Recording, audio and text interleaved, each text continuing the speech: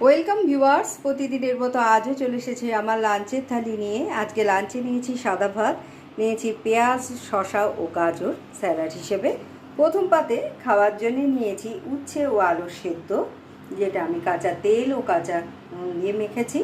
তারপরে নিয়েছি পাঁচমিশালি একটা সবজি, কুমড়ো, বেগুন, আলু, মূলো, বরবটি দিয়েছি। ফোড়নে দিয়েছি আমি একটু পাঁচফোড়ন ও শুকনো লঙ্কা, আর একটু আদা ও কাঁচা লঙ্কা বাটা দিয়ে নুন, হলুদ ও সামান্য মিষ্টি দিয়ে আমি এটা তৈরি করেছি।